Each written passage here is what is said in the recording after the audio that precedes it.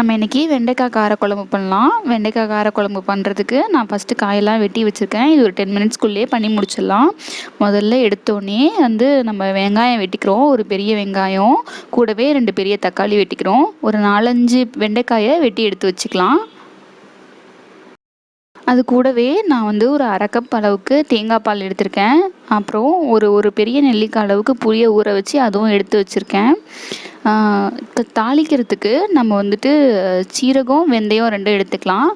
கூடவே கொஞ்சம் கடுகும் தேவைப்படும். அதுக்கப்புறம் வீட்டில் அரைச்ச மிளகாய் தூள் ஒரு 2லேருந்து 3 டீஸ்பூன் நம்மளுக்கு தேவையான அளவுக்கு எடுத்துக்கலாம்.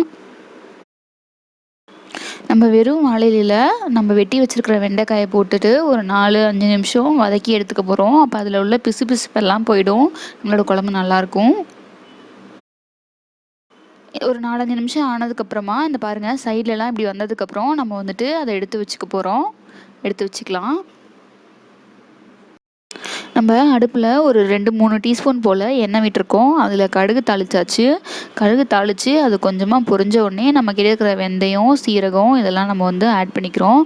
அதுவும் நல்லா பொரிஞ்சு வரட்டும். அதுக்கப்புறம் அது கூடவே வெங்காயத்தை சேர்த்துட்டு வெங்காயம் நல்லா வதக்கிக்கலாம்.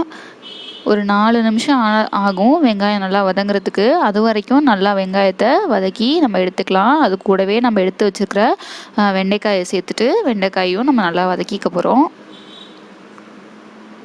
அதுக்கப்புறமா நம்ம எடுத்து வச்சுருக்கோம் இல்லையா 2 தக்காளி, அது 2ஐயும் இது கூட சேர்த்துக்கிறோம். சேர்த்துட்டு இதையும் நம்ம வதக்க போகிறோம். அந்த கலர் பாருங்கள், எல்லாம் சேர்ந்து நல்லா கலர்ஃபுல்லாக இருக்குது. தக்காளி நல்லா வதங்கினதுக்கப்புறமா நம்ம அது கூடவே தேவையான பொடி போட்டுக்கலாம். நான் வீட்டில் அரைச்ச இந்த மிளகாத்தூள் ஒரு 2 டீஸ்பூன்லேருந்து 3 டீஸ்பூன் வரைக்கும் நான் சேர்த்துக்கிறேன். இது இல்லைன்னா இதோட அளவு 1 டீஸ்பூன் மல்லித்தூளுக்கு 1/2 டீஸ்பூன் மிளகாத்தூள், அந்த விதத்தில் நீங்கள் சேர்த்துக்கோங்க. அது கூடவே தேவையான அளவுக்கு தண்ணியும் கலந்து விட்டுட்டு இதை நல்லா நம்ம கொதிக்க வச்சிடலாம். இது நல்லா கலந்துடலாம். கலந்துட்டு இதுக்கு தேவையான அளவுக்கு உப்பும் போட்டுட்டு நம்ம ஒரு மூடி போட்டு நம்ம ஒரு 5 நிமிஷம் கொதிக்க வைக்க போகிறோம். 5 நிமிஷம் ஆகி இது நல்லா சேர்ந்து கொதிச்சதுக்கப்புறமா நம்ம எடுத்து வச்சுருக்கிற புளியை இது கூட கலக்க போகிறோம். நம்ம முன்னாடியே ஒரு நெல்லிக்காய் அளவுக்கு புளியை கலந்து வச்சுருக்கோம். ஸோ அதை கலந்துட்டு நம்ம இப்போது இன்னும் கொஞ்சம் கொதிக்க விட போகிறோம். புளி நல்லா கலந்ததுக்கப்புறமா இது நல்லா கொதிச்சு வந்துடும். கொதிச்சு வந்த உடனே நம்ம இது கூட நம்ம எடுத்து வச்சுக்கிற 1/2 கப் தேங்காய் பாலை கலக்க போகிறோம்.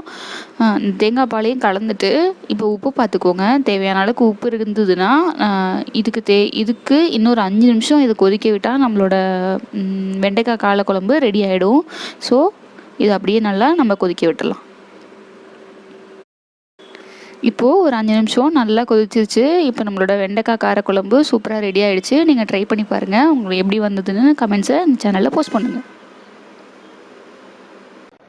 உங்களுக்கு வீடியோ பிடிச்சிருந்ததுன்னா எங்கள் சேனலை சப்ஸ்கிரைப் பண்ணுங்கள். பக்கத்தில் இருக்கிற பெல் பட்டனையும் ப்ரெஸ் பண்ணிக்கோங்க. உங்களுக்கு எங்களோட அப்டேட்ஸ் உடனடியாக வரும்.